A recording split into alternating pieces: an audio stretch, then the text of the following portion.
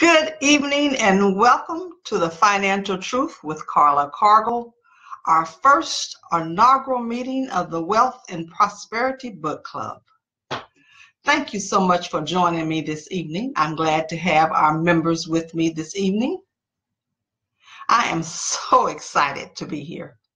I am passionate about wealth, prosperity, and abundant living for all. And I'm just welcome you all. Everybody relax. Hopefully you have read the book that we're featuring this evening, The Dynamic Laws of Prosperity by Catherine Ponder. However, if you haven't, you still will be able to read it afterwards and still gain knowledge and wisdom from it, because hopefully you'll be able to use our presentation this evening as a source of information and motivation.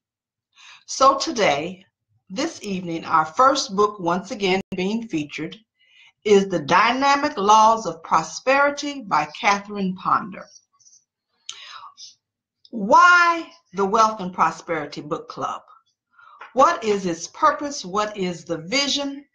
And primarily, the vision really is, I believe, in my heart of hearts, in the Spirit of God that is in me, I believe that wealth is for all. Now, really, that doesn't necessarily mean that everybody's going to be a billionaire or a trillionaire or even a millionaire. But I do believe that wealth is relative. So if we all increase our wealth and prosperity consciousness, then each person in their own individual lives will be able and will live a life of wealth, prosperity, and abundance. And as we each raise our consciousness, then the world around us, its consciousness too will be raised. And then wealth will be for all. So that is the hope and the vision of the Wealth and Prosperity Book Club. The books that we select, they speak from a spiritual perspective on wealth and prosperity, because wealth and prosperity is a collective, holistic state of being. And so with that said, let's start off with our first book featured, The Dynamic Laws of Prosperity by Catherine Ponder. Catherine Ponder is in fact, I believe she still is with us, and that's great. She's been writing for years, and she actually is in her early 90s.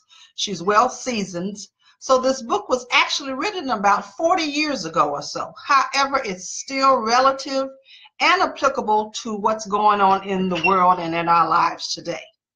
So one of the first things that's addressed that we probably really want to know, what is prosperity? Prosperity primarily is the total, abundant, thriving, successful aspects of life. And what is wealth? Wealth is the personification of total well-being. So if you put those two together, wealth and prosperity simply is total well-being personified in and with abundant living. We're thriving, we're succeeding, we have health, wholeness, great relationships, positive mindsets. We're being a positive addition and adding value to the universe. All this is a form of wealth. So one of the things that we are concerned about when we start off with Catherine Ponder's book, one of the first things that she touches upon is many of us question or want to determine, does everyone desire to be prosperous? Does everyone desire to be prosperous? Some people will admit that they do want to be prosperous, and then some of us say that not necessarily, but overall, there is a truth that most people desire to be prosperous. So if that is true, then we ask ourselves, why are not more people prosperous? And what Catherine Ponder says is that many people are not prosperous because there is a subconscious level of guilt that exists in a person's mind. Many people strive to be prosperous. They have great careers. They do all, quote unquote, the things that are said or lead to prosperity and wealth. But then there's something that happens in our subconscious mind, in the way that we make our decisions, that we allow ourselves to sabotage what's going on, because there's this a small little voice in our heads that's telling us that prosperity and wealth may not be of God. Think about that. Because there are quite a few people that believe that prosperity and wealth is ungodly. Now, just keep in mind, once again, we're coming from a spiritual perspective. All of the books that we will be featuring in the Wealth and Prosperity Book Club are from a spiritual perspective. So again, just take that thought and even consider for yourselves. Is there anything that we have ever considered in our own lives that has made us hesitate or pause in building wealth, in becoming prosperous? Is there some thought in the back of our minds, or even in the forefront of our mind, that says, this isn't good? Only people that do unethical things or are greedy or whatever are prosperous and have a lot of money and wealth. So with that said, let's think about that. Because there's an inner conflict that goes on that can create what's called a nullification of what's happening. So if the work that I do, the choices that I make in the sense of my career or savings and investments and so forth, if that is in alignment with building wealth and prosperity, but then there's something on the inside in our spiritual consciousness that is telling us that that is truly not godly, then they're going to nullify each other. And then what we really want is not going to happen. And she calls that an inner conflict. How will it be viewed? Is it spiritual? Are we desiring what God really wants us to have? So if you think about that, of course, I will be going in and out of, I will quote, some scriptures, primarily from the purpose of laying the foundation that this is truly how God created us to live a life of wealth, and that wealth is for all. It really is. Because in Deuteronomy 8:18, it clearly says that it is the Lord God who gives us the power to produce wealth. Now, for me, when I hear that, what that really says to me is that I have been given the power to produce wealth. I have been given the gifts, the talents, the wisdom, the understanding, the common sense, the network, the opportunities, and on to produce wealth. All that comes from where? God. So for those of us that are people of God, then it's clear to us, it should be anyway, that it is our purpose and our promise and our design to live a life of wealth.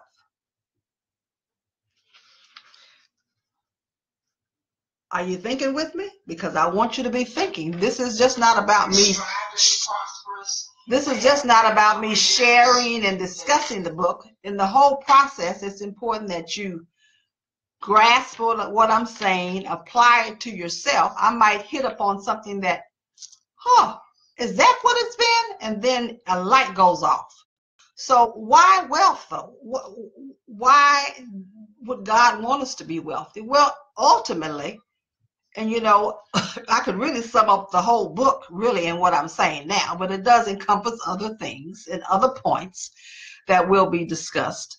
But really, the whole purpose of it, it enables us to do good, to make a positive difference, to add value, to eliminate poverty, to feed the hungry, to live a life of wealth and luxury.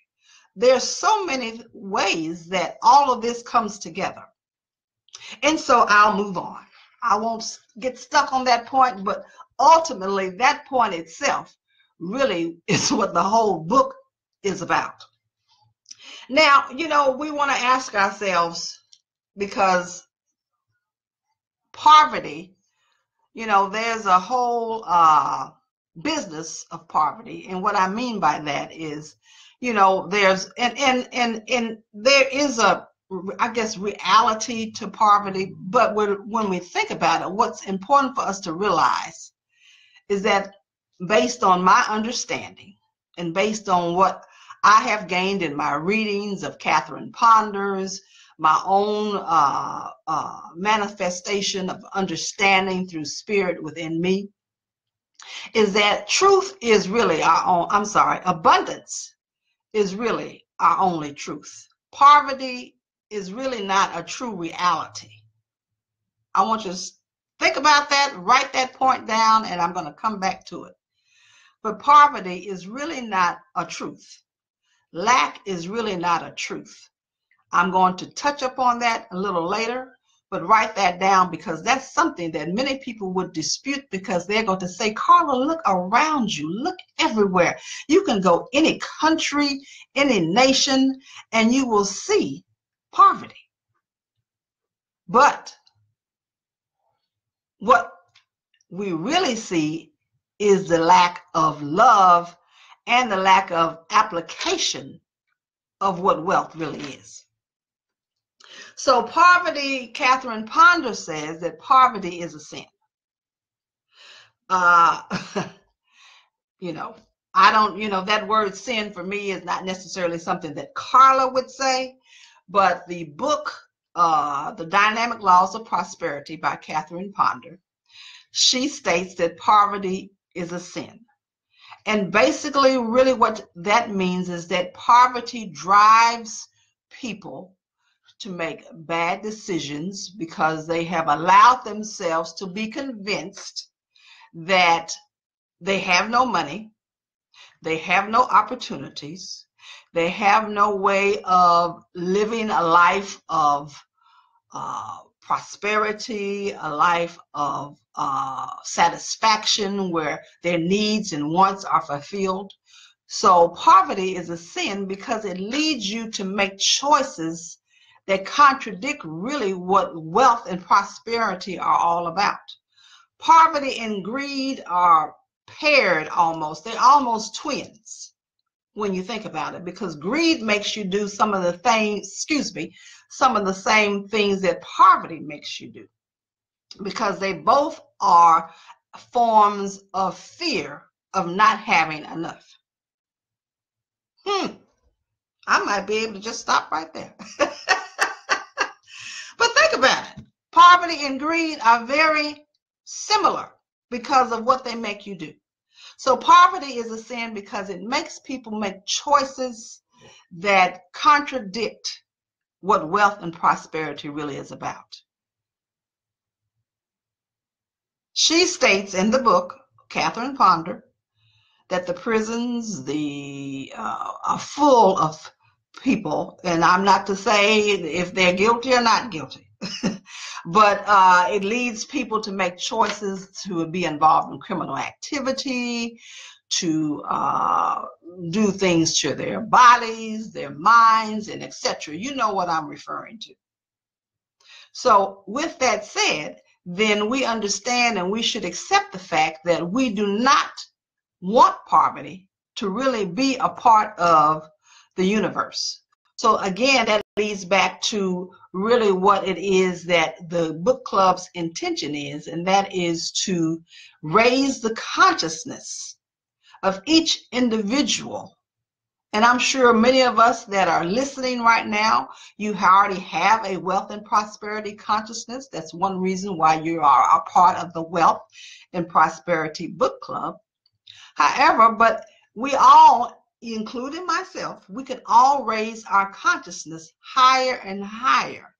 And as we each go higher and higher in our understanding and our consciousness, then the world around us, those around us, will also be a part of a collective consciousness of wealth and prosperity.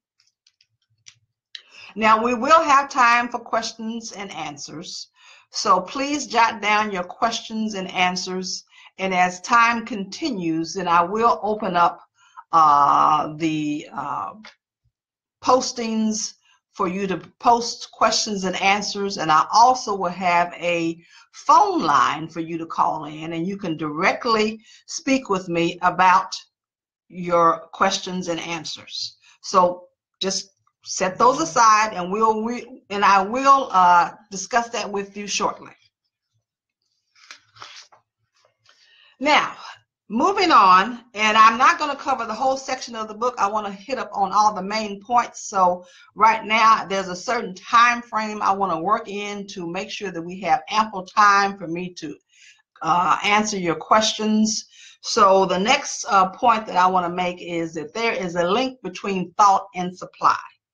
God is our source and our supply. God is our source and our supply. God is our source and our supply. So once we allow ourselves to truly understand that and know that as truth, then our consciousness is raised higher and higher. Now, many of us sit back and say, well, God will do it. I'm going to let God do it. I need so-and-so. I'm going to let God do it. I'm going to, and that's often the response when you ask someone what's going on in their life, and primarily many people say, or I probably have even said myself from time to time, God will work it out. Well, that's true. God does, will, and has, and will always work it out. But God can only do for you, for the universe, for the world around us, what we allow God to do through us. So if we want the world to be wealthier, then we ourselves have to be wealthier. I heard a message from a lady named Louise Hay. She recently passed away, I believe, in November of 2017. She was the founder of the Hay House. And she made a statement that just resonated with me, that really kind of, pinched me. And basically what she said is that poverty does not exist because there is a lack of money. Poverty exists because there's a lack of love. So if more of us allow God to work in us and through us, then a lot of the issues and the concerns that we have would be nullified. So again, the point is simply this: raise our consciousness, our understanding of wealth and prosperity, and then all that is to be will be in us and through us. The basic law of wealth and prosperity, that is a part of the book. That is, I believe, chapter 3. And one of the simple principles there is you are what you think. That's pretty simple. I think we all have heard that. As a man thinketh, so is he. So really, it's pretty, it's plain and simple. It's self-explanatory. As we think, so are we. So if we think in a way that creates an environment, an attitude that does not perpetuate wealth and prosperity, then what we see and what we experience will create that. On the contrary, if we believe and understand and think and see ourselves as wealthy and prosperous, make decisions that lead to that, have relationships that encourage that, then that will be a part of who we are and what we have. Another thing is you can't get something for nothing. And you know, that in itself is a whole session. But really what that simply means is that, you know, there's simple principles. One is you reap what you sow. So if you don't sow anything, you can't reap anything. In other words, if I go out in my backyard right now to pick some apples and some oranges, and I don't find any, it's probably because I have not planted any apple seeds or orange seeds in my backyard. So it's simple, really. You reap what you sow. If you give, you receive. If you give, you receive. You know, it's a cycle. It's a flow. That's how wealth and prosperity in the universe works. Wealth, prosperity, and abundance. It's a flow. We have to allow ourselves to be a part of the flow if we want to receive from the flow. So if you don't give in offerings and gifts and love and encouragement and peace and positivity, and I can go on and on. If you're not giving any of those things, then why would you expect any of that in return? So it is important for us to understand that we must give to receive. We must sow to reap. So you can't get something for nothing. So if you're sitting wondering why you only have nothing, then you might want to think about maybe I should give something. Sound good? That's great. Next, we want to radiate and attract what you desire. If you want to be wealthy and prosperous, then we must radiate and have an attitude and an aura and an energy that inspires that brings that in. And how do we do that? Well, you know, you must allow your thoughts, your words, your deeds, your actions to all be in alignment. Alignment. All that plays a role in it. It's a lifestyle, really. You know, it's a lifestyle. Any and all things that we want in our life. If you want love, love is a lifestyle. If you want peace, peace is a lifestyle. If you want to live a life of wealth and prosperity, then it's a lifestyle. It's a way of living, the way we speak, the way we flow, the way we move, the way we interact. That's all a part of the process. Next, we want to talk about the vacuum law of prosperity. That's on page 23 if you have the book. So what that really means is simply this. You know, I have incorporated in my own life, and this is just recent, so I don't want you to think I've been doing this for 25 years. But I just recently started the habit of, if I buy something new, then I get rid of something that I bought to give away. In other words, if I bought a new blouse, then I'm going to take an old blouse out of my closet and give it to the Goodwill, a woman's shelter, or something of that nature. Because you want to allow the space to be there in order for you to bring in the wealth, the prosperity, the money, the resources, even material. There's nothing wrong with material possessions as long as we don't worship them and make them, you know, all about what we are. So all that's great. So if you want a new car, is it necessary for us to have 5 cars?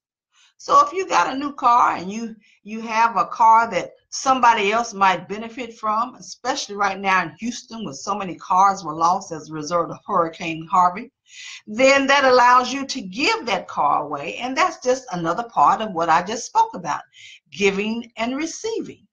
You are adding to the flow of prosperity and abundance. Because in order for me to get what I'm to receive, somebody had to put it in the flow for me to get it. In other words, let's look at it this way. Change your thinking, change your way, clean house, change your environment. Sometimes we have to change our friends. You want to be associated with people that have the same like-mindedness. I actually say light-mindedness, L-I-G-H-T, because I believe in being in the light, not the darkness. So with that said, sometimes you have to reevaluate the people in your lives. Now, I'm not saying reevaluate your spouse or significant other, but that's on you. But it's important for you to understand that all that is a part of our lifestyle.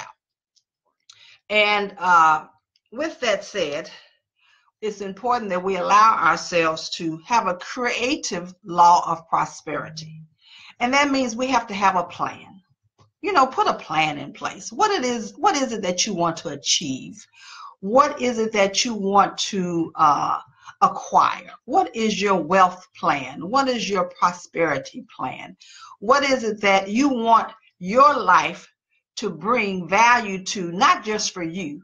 Because if it's one thing that is important that I learned from reading a gentleman called Wallace Wattles. Many of you probably have heard of him. He wrote the book, The Science of Getting Rich. And it's one thing that he said that resonated with me.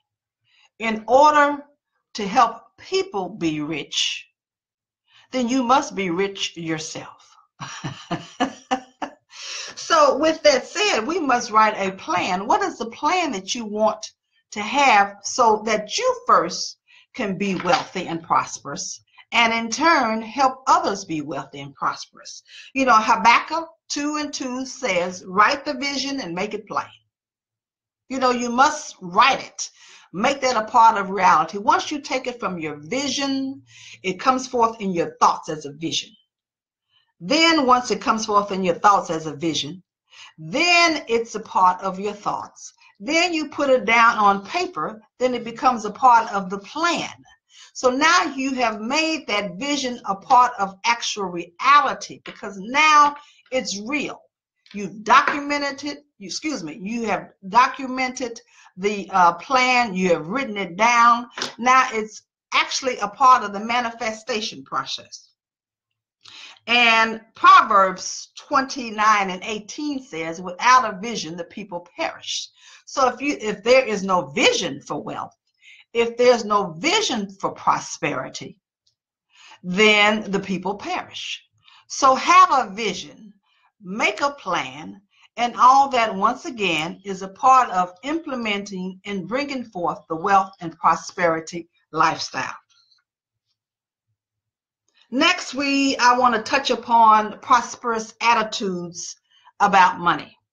That's chapter is on page 87, roughly, in the book. And, you know, there's an adage that many people have kind of allowed to become a part of what they believe is true, or they have misinterpreted it, I should say. Many have misinterpreted that money is evil. Money is not evil. Money is just a medium of exchange. It's simply paper, coins, whatever value that has been given it, that's what it is. Money is not evil. Maybe the love of money may be the root of all evil, or the person's attitude and spirit that has been attached to the money might be evil. But money itself is not evil. Money is divine. Money is good. Money is a medium of exchange that God allowed to be created to make us all operate on the same level of playing field. Many people might say, well, we're not on the same playing field because some people have more than others. Well, you know, that might be true, and that's another prosperity book club meeting. But ultimately, Money is a medium of exchange that is good. And what I say about money is God's power and presence that's been made real in your hands. It's a way for you to do good. It's a way for you to live well. It's a way for you to take care of yourself and be healthy and be loving and be kind and be giving and sustain yourself. Money is good. Money is divine.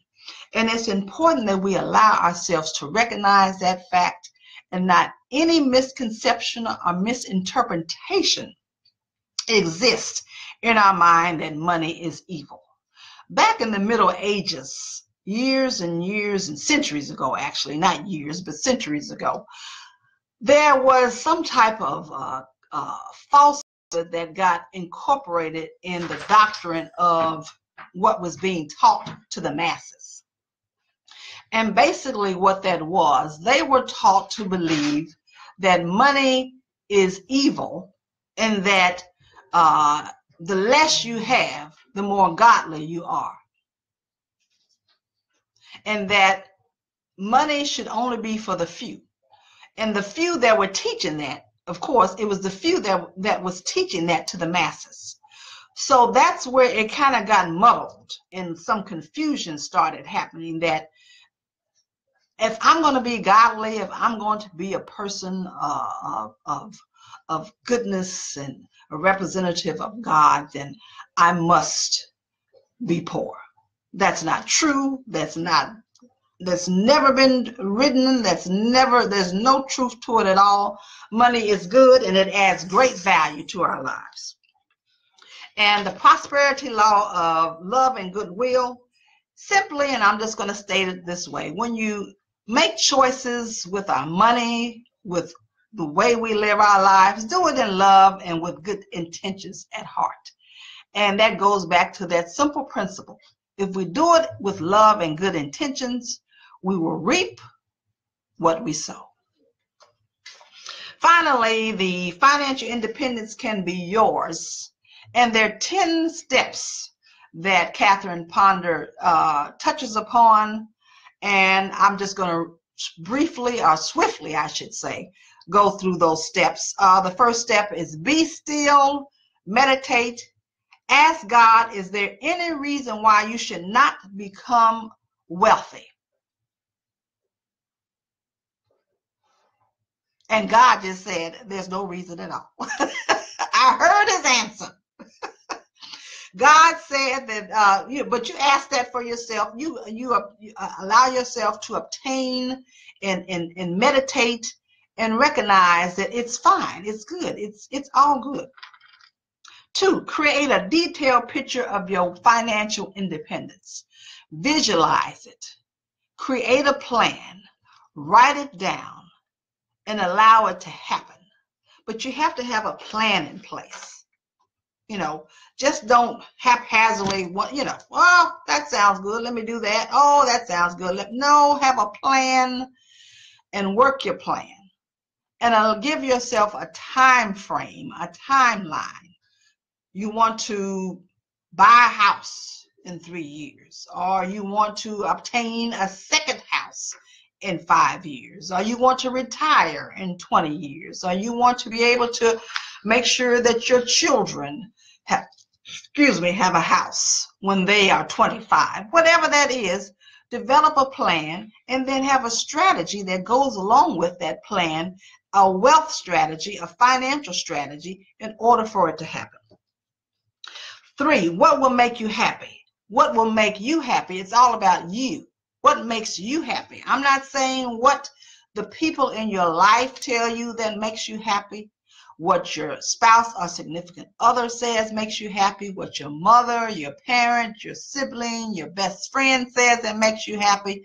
You decide what makes you happy and allow that to be a part of your financial and wealth and prosperity plan.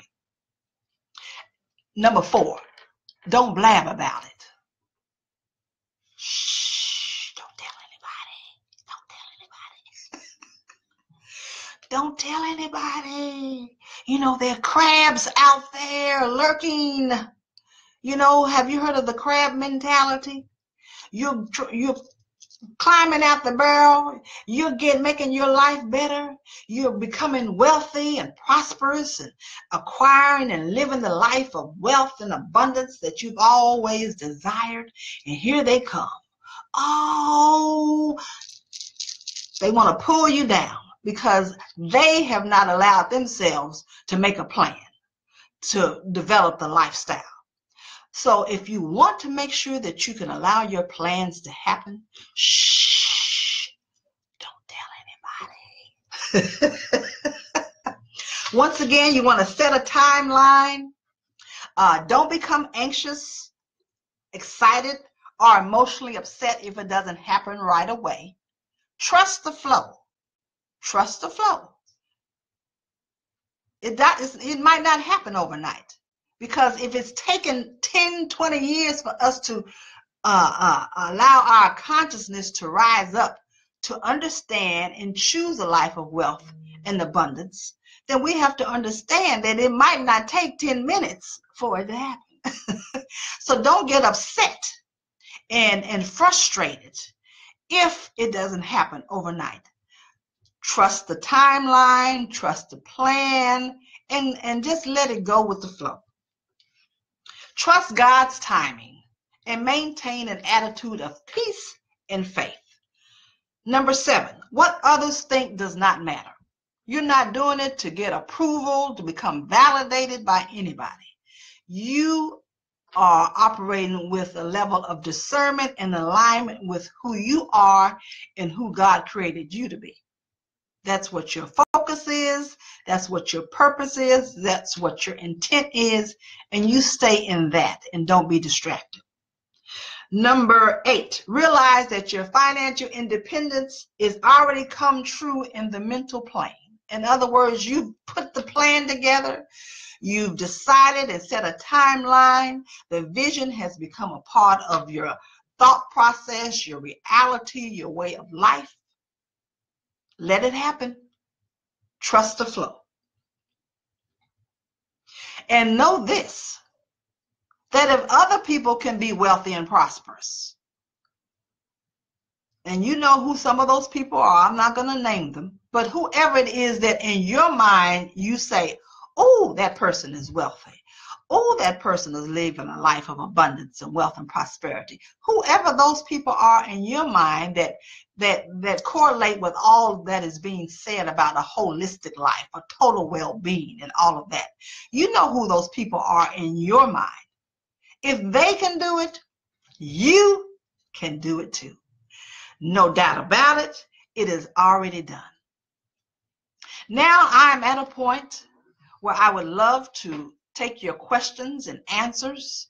If you have any questions, you can post them on the Facebook page, or you can call in to the number 563. It is a toll-free number. You should not be charged, but it's a toll-free number, 563-999-1548. Again, and I'm dialing in as well. That's 563-999-1548.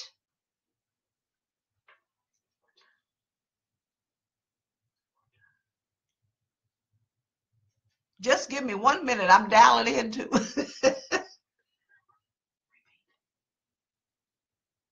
Again, that number is 563-999-1548. If you'd like to call in and ask me questions directly over the phone, I will be more than happy to talk with you.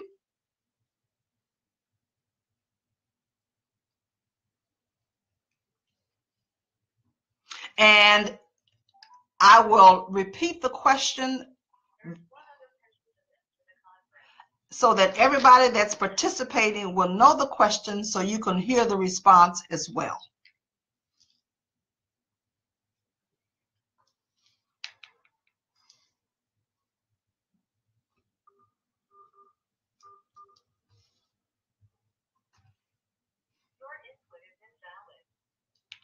Hello? Just give me a minute. I'm trying to make sure we all can incorporate this together. Let me give it one more try. I'm trying to do more than one thing at a time.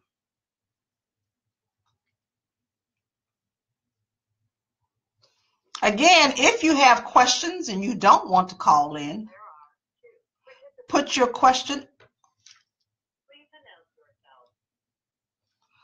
This is Carla. Hello, everyone. Is anyone there?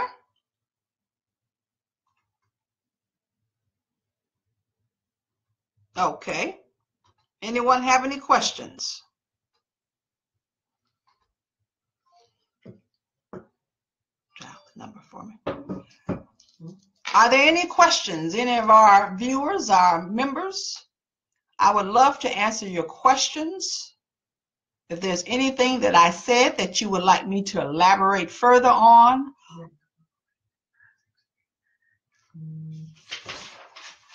then please give me a, okay, let's see. I'm trying to, there are no questions. Either that means that I've done a fabulous job in explaining everything, or there, excuse me one second.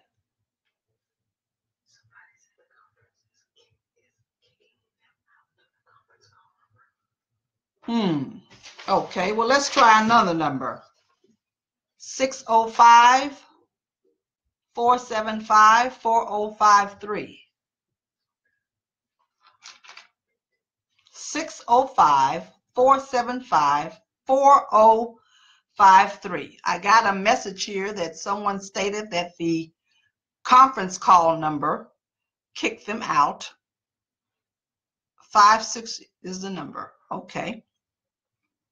Again, while we are working through our technical issues, please do provide me with your questions, comments.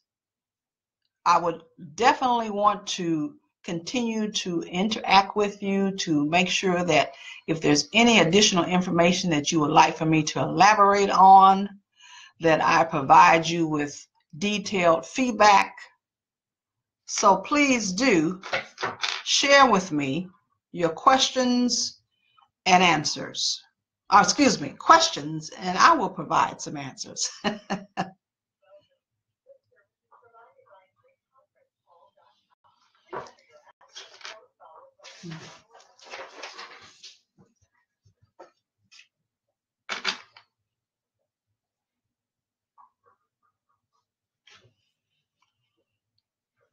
I am watching the post on Facebook, and if there's anyone that has any questions, I would presume, since there's no one that has responded so far,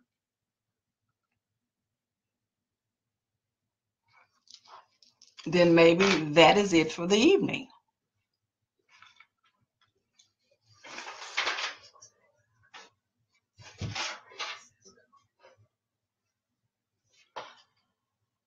Well, while we are working that out, I will continue to provide additional information because it is important for me to make sure that everything that is valuable for you to receive as a result of the Dynamic Laws of Prosperity by Catherine Ponder, that you are able to gain as much knowledge and wisdom from the book.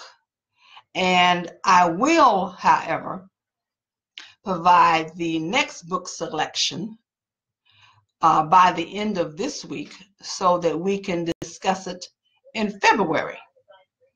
And that book selection, again, will be posted on the Wealth and Prosperity Book Club Facebook page. And I want to make sure that, again, if there are any questions,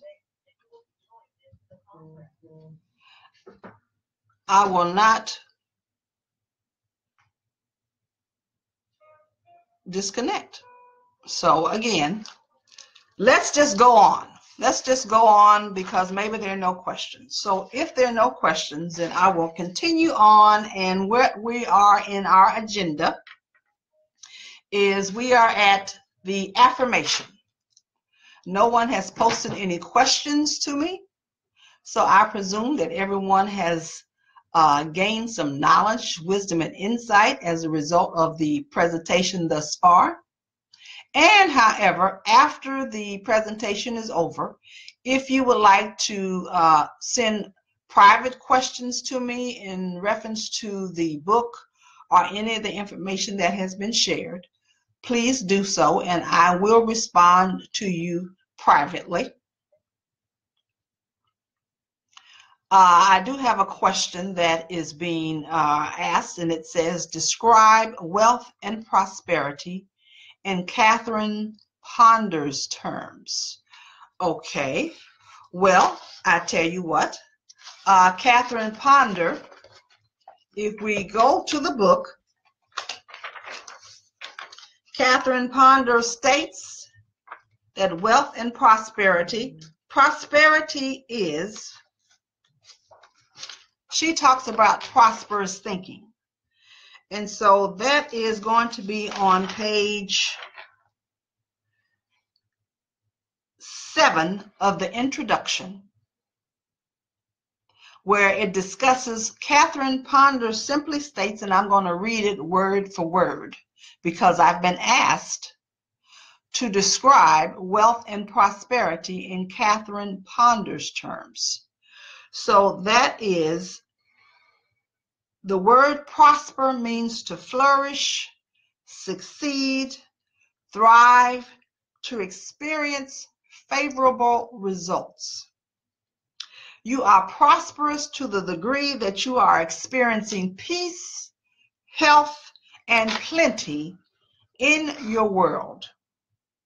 While prosperous thinking means many things to people, basically it gives you the power to make your dreams come true. Whether those dreams are concerned with better health, increased financial success, a happier personal life, more education and travel, or a deeper spiritual life. That is basically what Catherine Ponder states that that prosperity is.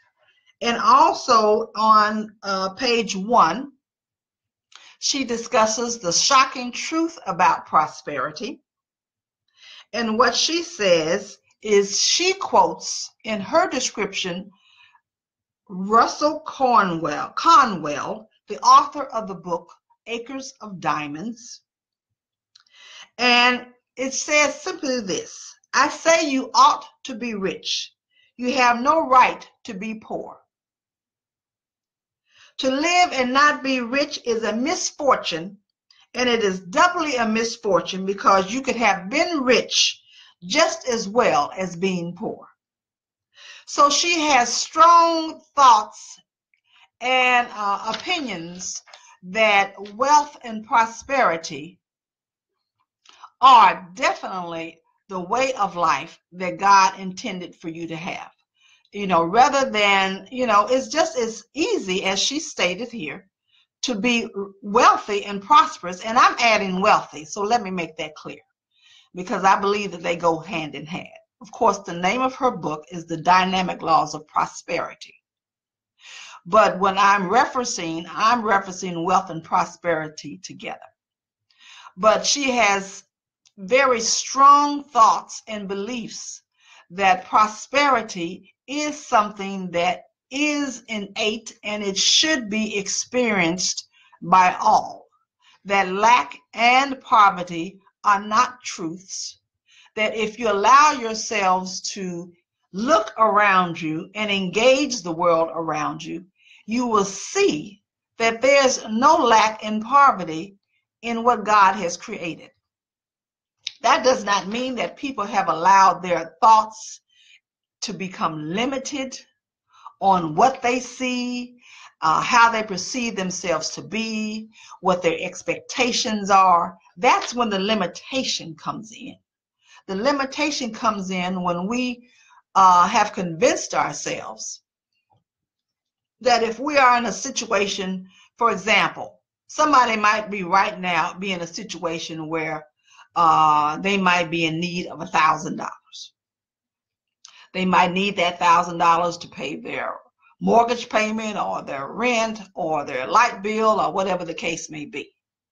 And for whatever reason, that $1,000 is not right now in their bank account in order for them to do so.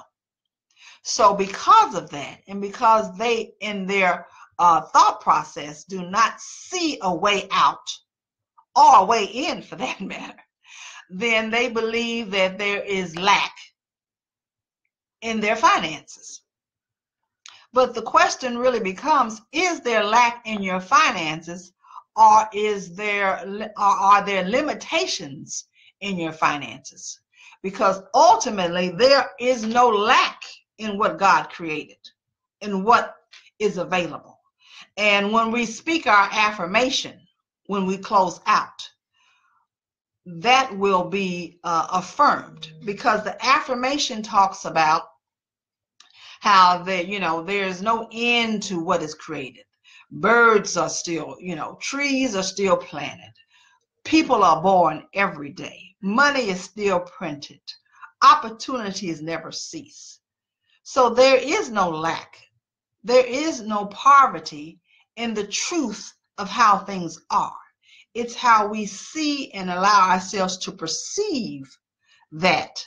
And that is what has created lack and poverty. I'm sure there are people out there are saying, is she for real? Does she not see how many people are living paycheck to paycheck, and their income levels are way below the poverty line? Absolutely, I see it. And I know that in the sense of the real aspects of that, of course, I'm not crazy, and I see that as truth, not truth. I see it as reality.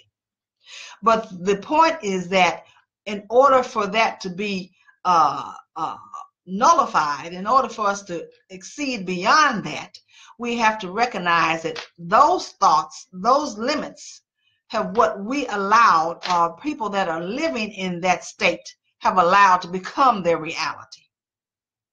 So the mind has to be open, the consciousness has to be raised. And then with that, if you tap into the fact that God is our source and our supply, and that supply is infinite, it's unlimited, there are no ends to it. There's not just one stream of income. You could have multiple streams of income. Just because you work at ABC company doesn't mean that that's the only way that you can earn a living.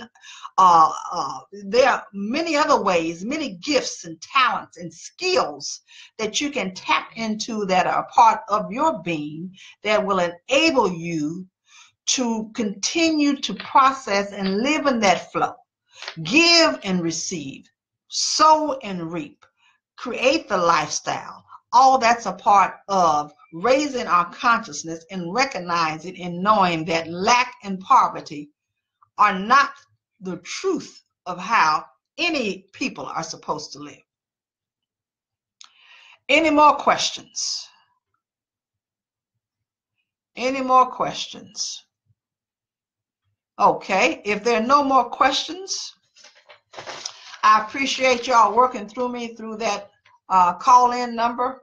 Again, I incorporated that as a part of the presentation because I felt that some people might want to verbally speak with me and ask questions. And if for some reason someone did call in and they were not able to get their questions in, I do apologize. We will make sure that that is worked out for our next book club meeting. I tested it all, but for whatever reason, I'm not sure what happened.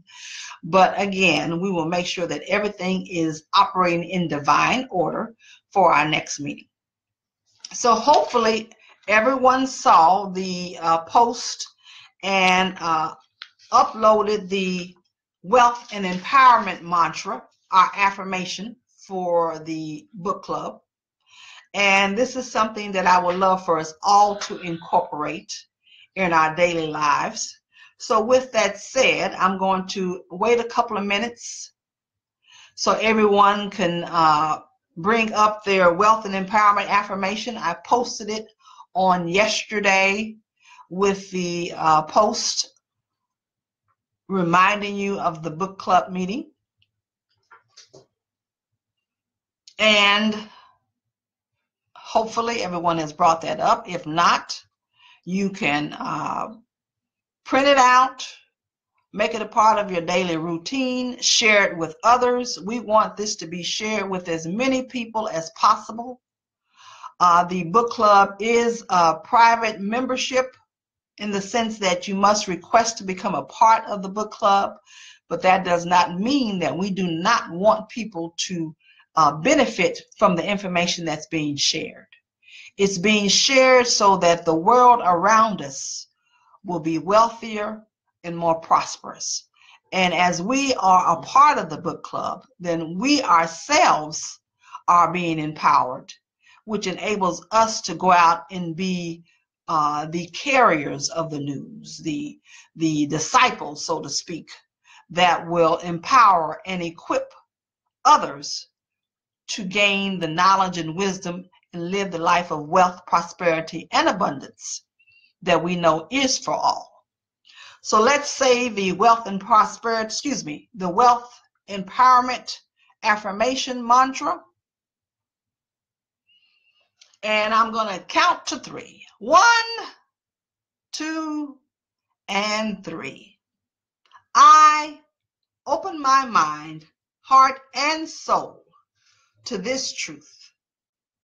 I eradicate the power, the presence, and the existence of poverty and lack from my thoughts, words, deeds, and all human beings throughout the universe. The only truth is abundance. People continue to be born. Trees and plant life continue to flourish. Water continues to flow. Money continues to be printed, and God's love is endless. I am, state your name, I am Carla Cargle, and I am wealthy, and I am living the abundant life. Wealth is for all. This has been the Financial Truth with Carla Cargle, the Wealth and Prosperity Book Club. I am Carla Cargle. Peace, blessings, and prosperity to you all. Wealth is for all. God bless.